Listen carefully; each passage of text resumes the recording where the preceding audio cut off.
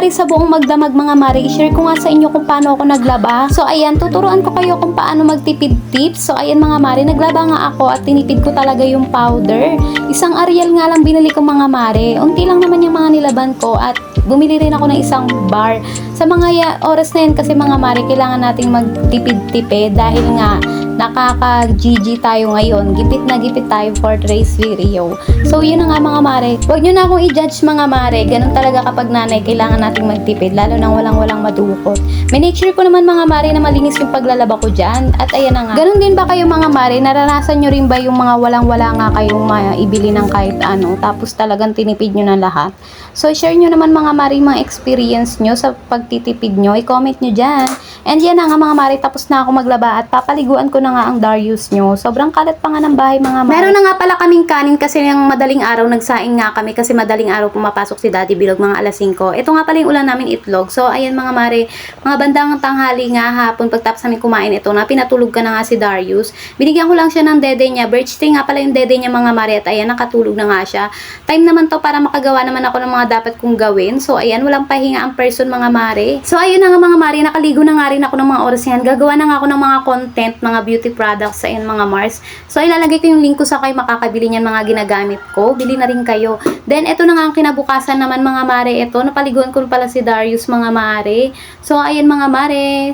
Ang kalat pa nga ng aming kwarto. So, sala pala mga mare kasi sa sala kami natutulog at kumakain. Doon kasi sa kwarto mga mare, wala talagang bintana kaya hindi talaga kami natulog dyan.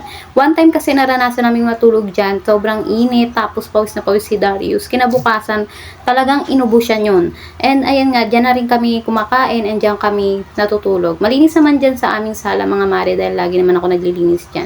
So, ayan na nga mga mare, tagpagpag na naman ang Mami Joy nyo ng mga unan. So, ayan, for today's video.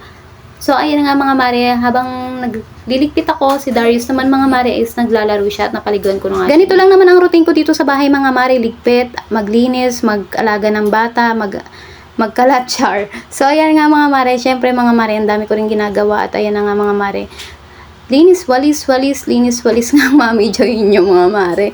So, ayan, si Darius kasi ang kulit mga mare for today's video. So, ayan na nga mga mare. Pagkatapos nga niya, nilinisan ko na nga itong kanyang study area. So, ayan yung table niya nga mga mare. Ang napakaganda at tibay talaga niyan. Lalagay ko yung link ko saan mabibili yan. Yung ginagamit ko palang wipes is Yubo. Sobrang ganda ng Yubo kasi napakakapal. At ito naman yung bag niya is Kitli yan. Napakaganda. Ito namang mga book niya na ito, matagal na yan sa kanya nung 2 years old pa ata siya, 1 year old. Sobrang ganda ng mga book na yan. Ilalagay ko yung link ko saan kayo makakabili. Ito yung bagong book na binili ko sa kanyang maliliit.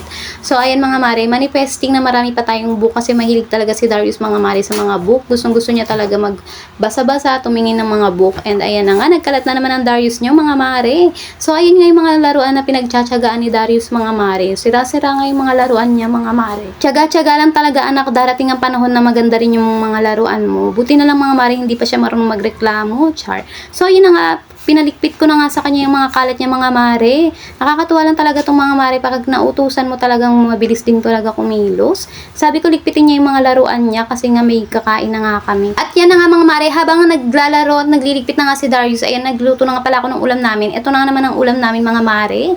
Dahil nga dalawa lang kami dito sa bahay kumakain sa tanghali, ayan, tig-isa nga kami ng hotdog.